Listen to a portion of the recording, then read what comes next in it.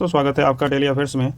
इसके पहले वाले वीडियो में हम लोग जनजातीय झारखंड में जनजातीय विद्रोह के बारे में देखा था। उसी को आगे कंटिन्यू करते हुए इस वीडियो में अन्य जनजातीय विद्रोह के बारे में देखेंगे। जैसे इसमें पहला है जनजातीय विद्रोह मुंडा विद्रोह। ठीक, पहला है मुंडा विद्रोह। तो मुंडा विद्रोह कब हुआ था? 1793 से 1832 में। 1793 से 1832 में, तो इसको याद रखना। मुंडा विद्रोह कब हुआ था? 1793 से 1832 में। तो देखिए, मुंडा विद्रोह जो हुआ था वो कई फेज में हुआ था। ठीक, इसके साथ कई विद्रोह हुए थे छोटे छोटे अन्य क्षेत्र में। इसके पहले कई विद्रोह हुए थे। तो इसको हम कुछ महत्वपूर्ण है इससे संबंधित उसको देख लेंगे। तो देखिए, मुंडा विद्रोह में ही एक शाखा थी बूडू एवं राहे विद्रोह। ये 1793 में हुआ था। ठीक, बूडू एवं राहे 1793 में। उसी के दूसरी जो इसके संबंधित जो विद्रोह हुआ था वो है सीली और राहे विद्रोह 1796। ठीक, सीली और राहे 1796। बुद्धू भगत का मुंडा विद्रोह हुआ था 1832। इसको हम लोग आगे देखेंगे। इसका यहाँ पे थोड़ा सा डिटेल में देख लेते हैं। बुद्धू भगत का मुंडा विद्रोह कब हुआ था? 1832 में। बुद्धू भगत का मुंडा विद्रोह कब हुआ था? 1832 में। नेतृत्व करता बुद्धू भगत। ठीक, इसको लड़का महाविद्रोह भी कहा जाता था, क्योंकि लड़का मतलब लड़ने वाला। ठीक, इसका विस्तार से देखें तो सीला गाई क्षेत्र था। अब नेक्स्ट देखते हैं हो विद्रोह के बारे में। तो हो विद्रोह कब हुआ था? 1820 से 1821।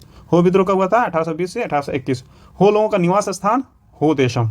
हो लोगों का निवास स्थान को क्या कहते थे? हो देशम। ठीक, तो हम लोग इसको याद करते चलेंगे क्योंकि अब टाइम कम है। रिवीजन के पर्सपेक्ट से इसको सब देखना है। अब देखिए, हो विद्रोह के पीछे कारण क्या था हो विद्रोह होने का? तो ये पुरहाट के एक राजा थे, जगन्नाथ सिंह। कौन थे? पुरहाट के राजा जगन्नाथ सिंह।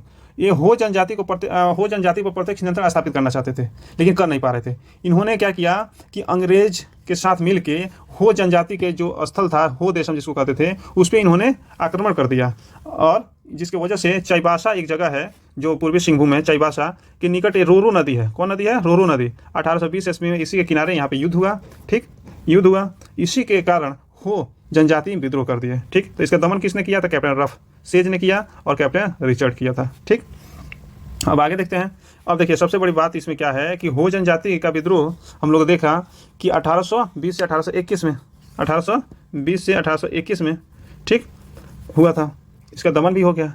अब देखिए, इसी एक हो जनजाति से संबंधित ही एक तथ्य है कि 1831 से 32 में कोल विद्रोह हुआ था। ठीक, इसमें हो जनजाति बढ़ चढ़ के हिस्सा ली थी। ठीक, तो इसको भी याद रखना है कि हो पूछ लेगा कि कोल विद्रोह में कौन सा जनजाति हिस्सा लिया था, तो वो थे हो जनजाति। इनका पूरा समर्थन प्राप्त था कोल विद्रोह के। तो कोल विद्रोह के बारे में हम देख लेते हैं कि कोल विद्रोह आखिर में हुआ कब था, क्यों हुआ था। तो कोल विद्रोह 1832 से 1831 से 1832। हो विद्रोह कब हुआ था? कोल विद्रोह 1832 से 1831 से 1832। सॉरी, कोल विद्रोह कब हुआ था? 1831 से 1832। कोल विद्रोह कब हुआ था? 1831 से 1832। ठीक, ये माना जाता है कि झारखंड में सुसंगठित तथा व्यापक जनजातीय विद्रोह था। ठीक, ये प्रथम सुसंगठित और व्यापक जनजातीय विद्रोह था। इसका कारण क्या था कोल विद्रोह का? तो लगान की ऊंची दर। किस चीज़ की ऊंची दर? तो लगान की ऊंची दर। अफीम की खेती थोपना। अब देखिए, कोल जो इलाका था यहाँ पे अंग्रेज चाहते थे यहाँ के किसान अफीम का खेती करें। ठीक, ये हो गया। तीसरा कारण था इसमें अमानवीय शोषण एवं उत्पीड़न। अमानवीय शोषण, ये यहाँ पे किसानों से जबरन खेती कराई जाती थी, जबरन श्रम कराया जाता था। बलात् श्रम का यहाँ पे प्रचलन बढ़ते जा रहा था। इस वजह से यहाँ के लोग विद्रोह कर दिए। उसके बाद चौथा देखे कारण, तो इस क्षेत्र में गैर आदिवासी को कर्मचारी नियुक्त करना। अब देखिए, अब अंग्रेज जब आते थे बाहर से, तो यहाँ के जो भी काम कराना रहता था सरकारी कार्य, तो उसमें कोल क्षेत्र के लोगों को नियुक्त नहीं करते थे। यहाँ गैर आदिवासी जो बाहर से आए थे, दिक्कू थे, उनको कर्मचारी नियुक्त करते थे। इसलिए कोल विद्रोह हुआ। उसके बाद पांचवा देखे कारण इसमें, तो आदिवासियों के परंपरागत पहाड़ पंचायत व्यवस्था को समाप्त कर अपनी व्यवस्था स्थापित करना। देखिए, आदिवासियों के खासकर कोल जो विद्रोह हुआ था, इसमें जो आदिवासियों का एक पंचायत व्यवस्था थी, पहाड़ा पंचायत व्यवस्था। कौन व्यवस्था? पहाड़ा पंचायत व्यवस्था। इसको इन्होंने समाप्त कर दिया और अपना नियम कानून स्थापित करने लगे। ठीक, छठा कारण देखें तो शराबखोरी का बढ़ जाना। किस चीज़ का बढ़ जाना? शराबखोरी का। ठीक, इसका विस्तार देखें तो छोटा नागपुर खास, पलामू, सिंहभूम और मानभूम। ठीक, तो विस्तार कहाँ कहाँ था कोल विद्रोह का? तो छोटा नागपुर खास, पलामू, सिंहभूम, मानभूम। ठीक, तो हम देखें कोल विद्रोह के बारे में कि 1831 से 32 में हुआ। ठीक, उसके बाद हम लोगों ने देखा कि कितना सुसंगठित था। प्रथम झारखंड के सुसंगठित विद्रोह था। इसका कारण देखें और इसका विस्तार देखें कि छोटा नागपुर खास, पलामू में, सिंहभूम में और मानभूम में।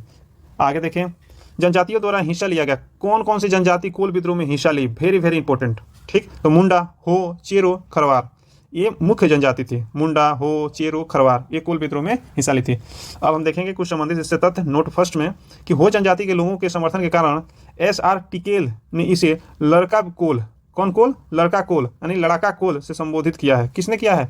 एस.आर. टिकैत। तो पूछ लेगा लड़का कोल विद्रोह किसको कहते हैं? तो कोल विद्रोह को ही कहते हैं। लड़का विद्रोह किसको कहते हैं? तो कोल विद्रोह को ही। ठीक, आगे नेक्स्ट हम नोट देखें तो हजारीबाग विद्रोह से पूर्णतः अछूता, हजारीबाग इस विद्रोह से पूर्णतः अछूता रहा था। Very very important. पूछ लेगा कि कोल विद्रोह निम्नलिखित में से किसमें नहीं हुआ था? इसका विस्तार निम्नलिखित में से किसमें नहीं था? तो हजारीबाग में नहीं था। किसमें नहीं था? हजारीबाग में। अब देखिए इसके प्रचार प्रसार के लिए जिस चिन्ह का उपयोग किया जाता था वो था तीर। ठीक, क्या था? तीर। अब देखिए इसके प्रमुख नेता कोल विद्रोह का देखें तो बुद्धू भगत। कौन भगत? बुद्धू भगत। अब बुद्धू भगत को कैप्टन इम्पे ने मारा था। बुद्धू भगत को किसने मारा? कैप्टन इम्पे ने। इसको याद रखा जाए। ठीक, उसके बाद देखिए मुख्य दमनकारी कौन था? तो कैप्टन विल्किंसन था, ये मुख्य था।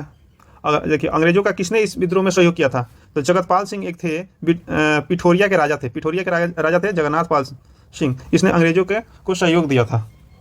अब आगे देखें जब विद्रोह हो गया 1831 से 32 में, तो 34 में एक एजेंसी की स्थापना की जाती है। 1834 में दक्षिण पश्चिम सीमांत एजेंसी, इसको याद रखें। 1834 में एक एजेंसी की स्थापना की जाती है, दक्षिण पश्चिम सीमांत एजेंसी। ठीक, उसके बाद देखिए इस क्षेत्र के प्रशासन के संचालन की जिम्मेदारी गवर्नर जनरल के एजेंट के माध्यम से की जाने की व्यवस्था की गई थी। अब देखिए अब ये दक्षिण पश्चिम सीमांत एजेंसी की स्थापना जो की गई थी, इसके तहत ये कहा गया कि इस क्षेत्र का जो प्रशासनिक संचालन करेगा, जो देखरेख करेगा, वो गवर्नर जनरल के एक एजेंट नियुक्त होगा, वो करेगा। तो पहला एजेंट कौन बना था इस क्षेत्र को देखने के लिए? वो था थॉमस विल्किंसन। कौन था? Thomas Wilkinson.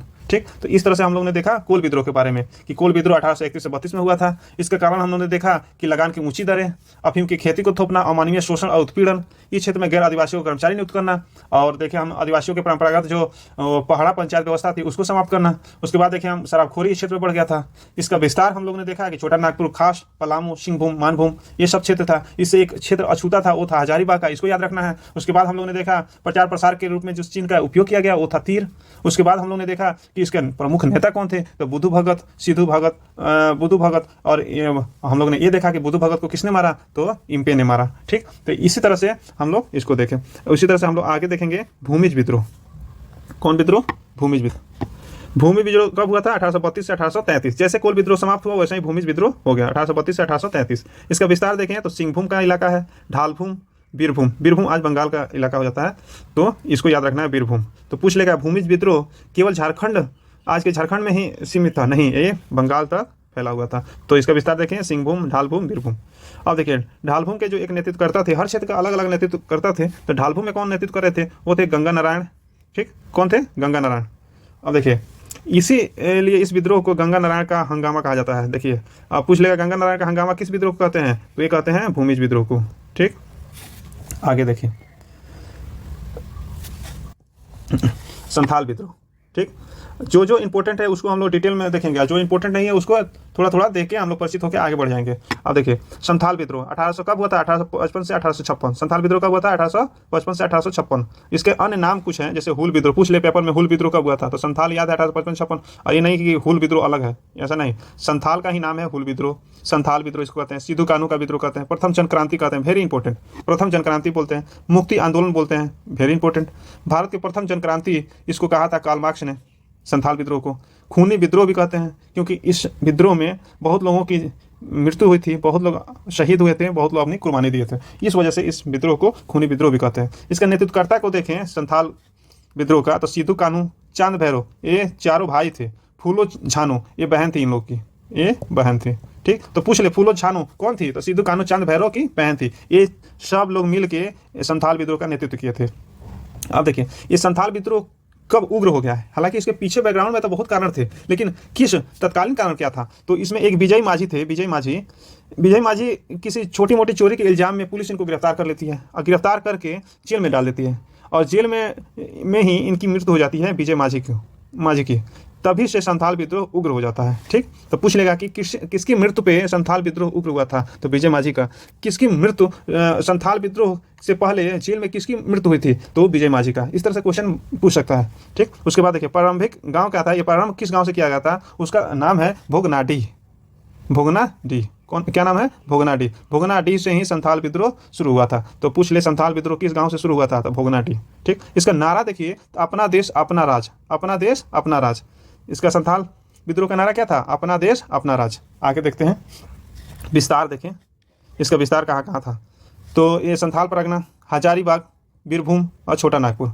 संथाल परगना में हजारीबाग, बीरभूम, छोटा नागपुर, यहाँ ये फैला हुआ था। उसके बाद देखें कि 1855 में ही, दिसंबर 1855 में ही सिद्धू मुर्मू को गिरफ्तार कर लिया गया और भागलपुर न्यायालय ने इनको सजा दी, फांसी की सजा। भागलपुर न्यायालय ने इनको फांसी की सजा दी 5 दिसंबर 1855 को। पूछ लेगा सिद्धू मुर्मू को फांसी की सजा कब हुई? तो 5 दिसंबर 1855 को। ठीक, आप पूछ लेगा किस न्यायालय ने इनको फांसी की सजा सुनाई सिद्धू भगत को? तो ये है भागलपुर न्यायालय ने। ठीक, तो इसको ध्यान में रखें। दमन देखिए, दमन किसने किया संथाल विद्रोह को? तो वह है कैप्टन अलेक्जेंडर और लेफ्टिनेंट थॉमसन और लेफ्टिनेंट रीड। तो ये 3 लोग इसमें दमन करता थे, अलेक्जेंडर, थॉमस और रीड। अलेक्जेंडर, थॉमस और रीड। तो संथाल विद्रोह का दमन किसने किया? अलेक्जेंडर, थॉमस और रीड। इसको याद रखें, अलेक्जेंडर, थॉमस और रीड। उसके बाद इससे संबंधित कुछ इंपॉर्टेंट पॉइंट है, जैसे हजारीबाग का नेतृत्व किसने किया था संथाल विद्रोह में? तो लुबाई माझी। उसी तरह बीरभूम का तो गोरा माझी। ठीक, आगे देखें, दमन के उपरांत जो है 30 नवंबर 1856 को नॉन रेगुलेशन नामक अलग जिला घोषित किया गया। ये संथाल जितने भी विद्रोह हुआ था संथाल क्षेत्र में, जिस क्षेत्र में संथाल विद्रोह हुआ था, तो वहाँ पे 1856 में 30 नवंबर को नॉन रेगुलेशन एक जिला घोषित किया गया। मतलब इसका मतलब ये हुआ कि अंग्रेज के अनुमति के बिना इसमें कोई प्रवेश नहीं कर सकता है। ठीक, आगे देखें, नेक्स्ट पॉइंट इसमें है नोट में कि एलिस एडम्स, कौन एडम्स? Alice Adams. कौन एडम? Alice Adams.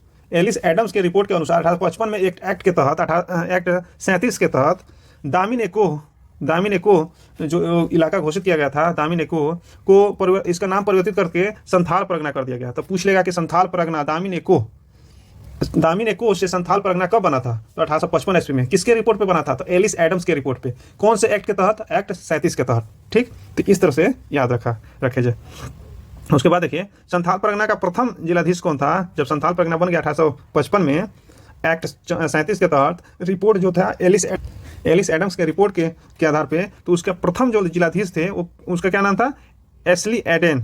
क्या नाम था? एस्ली एडेन। ठीक, उसके बाद देखिए अगला नोट देखते हैं। 1856 में भागलपुर के कमिश्नर जॉर्ज यूल की सहायता से यूल रूल नामक नए पुलिस कानून की व्यवस्था की गई। अब देखिए 1856 में एक कमिश्नर थे भागलपुर के, जॉर्ज यूल। ठीक, जॉर्ज यूल की एक के तहत एक नई व्यवस्था, पुलिस व्यवस्था इस क्षेत्र में स्थापित की गई, जिसको यूल रूल बोलते हैं। इसमें क्या किया गया कि जो परंपरागत ग्राम प्रधान की व्यवस्था थी उसको लागू कर दी गई और ग्राम प्रमुख को पुलिस की शक्ति प्रदान कर दी गई। तो पूछ लेगा यूल रूल में क्या प्रावधान किया गया? तो ग्रामीण जो पारंपरिक ग्राम प्रधान की व्यवस्था थी उसको लागू कर दिया गया और ग्राम प्रमुख को पुलिस की शक्ति प्रदान कर दी गई। आगे देखते हैं सरदारी विद्रोह आंदोलन। सरदारी आंदोलन 1858 से 1855 में हुआ था। ये बहुत लंबा चला था। इसका कारण था कि कुल सरदार जो है चाय के बागान में, असम में अपने चाय के बागान में चले गए थे काम करने। जब वापस घर लौटे तो देखें कि उनकी भूमि तो है ही नहीं, उनकी भूमि पर दूसरा कोई कब्जा कर लिया है। इसी के खिलाफ इन्होंने एक आंदोलन चलाया, सरदारी आंदोलन।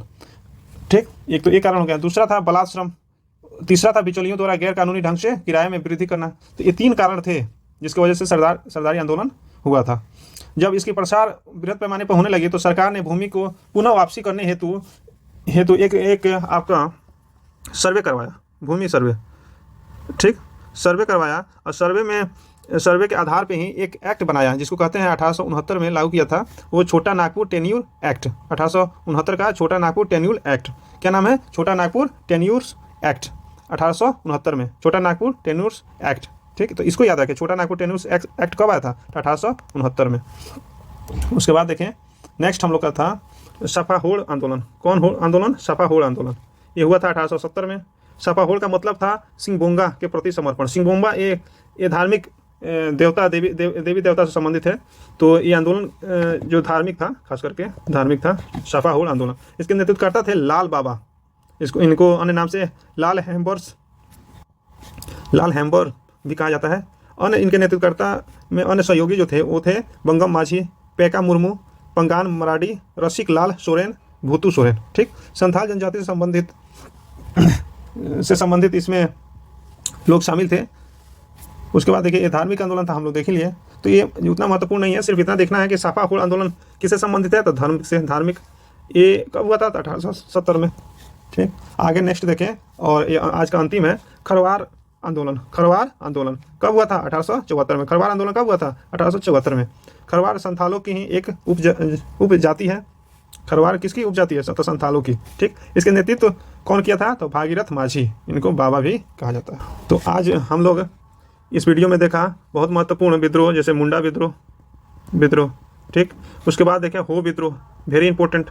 हो विद्रोह बहुत महत्वपूर्ण है, तो इसके बारे में थोड़ा सा देख लेते हैं। 1820 से 21 में होता है, रिवीजन कर लेते हैं।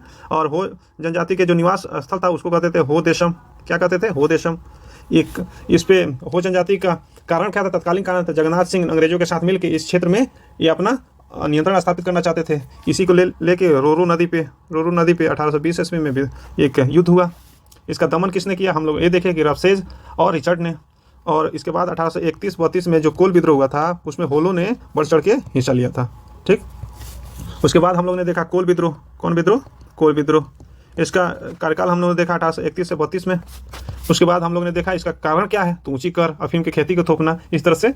ठीक, इसमें ये सुसंगठित था। इसमें जो जनजाति भाग ली थी उसमें मुंडा, हो, चेरो, खरवार थी। ठीक, और ये इसमें सबसे महत्वपूर्ण और इम्पोर्टेंट एग्जाम के दृष्टि से है हजारीबाग, इसे अछूता था। हजारीबाग में कहा जाता है कि हजारीबाग में पुलिस की तैनाती इतनी थी कि यहाँ के लोग विद्रोह नहीं कर पाए। ठीक, तो ये छोटा सा इसके बारे में। आगे देखते हैं। आगे हम लोग देखा भूमिज विद्रोह के बारे में। तो भूमि विद्रोह उतना इंपॉर्टेंट नहीं है, तो इसका टाइमलाइन सिर्फ देख लेते हैं। 1832 से 1833 जैसे कोल विद्रोह समाप्त हुआ उसके बाद संथाल विद्रोह बहुत इंपॉर्टेंट है एग्जाम की दृष्टि से, बहुत महत्वपूर्ण है। संथाल विद्रोह कब हुआ था? तो ये 1855 से 56। ठीक, इसको अन्य नाम से भी जाना जाता है, जैसे हुल विद्रोह, संथाल विद्रोह, सिद्धू कानू का विद्रोह, प्रथम जनक्रांति, मुक्ति आंदोलन, भारत के प्रथम जनक्रांति, इस तरह से खूनी विद्रोह भी कहा जाता है। इसके नेतृत्वकर्ता हम लोगों ने देखा सिद्धू कानू, चांद भैरव, और इनकी बहन थी फूलो छानो। ठीक, और इस कहाँ से शुरू हुआ था? भोगनाडीह गांव से। कहाँ से शुरू हुआ था? भोगनाडीह गांव से। उसके बाद हम लोगों ने देखा इसका नारा क्या था? तो अपना देश अपना राज, विस्तार हम लोगों ने देखा। और इसमें सबसे महत्वपूर्ण है कि सिद्धू मुर्मू को कब फांसी की सजा सुनाई गई थी? तो 5 दिसंबर 1955 में। किसने सुनाया था? तो भागलपुर के न्यायाधीश के द्वारा। ठीक, इसके बाद हम लोग ने देखा कि यहाँ पे दमन किसने किया? अलेक्जेंडर थॉमस रीड ने किया था। ठीक, आगे हम लोगों ने सरदारी आंदोलन देखा था। ठीक, सरदारी आंदोलन 1895 में, इसमें इतना ही इंपॉर्टेंट है। उसके बाद हम लोगों ने देखा था सफा होड़ आंदोलन। कौन आंदोलन? सफा होड़ आंदोलन, ये 1870 में हुआ था। उसके बाद हम लोगों ने आखिरी आज का देखा था खरवार आंदोलन। ठीक, इसमें ये इंपॉर्टेंट है कि कब हुआ था? 1874 ईस्वी में। इसमें नेतृत्वकर्ता कौन थे? तो भागीरथ माझी।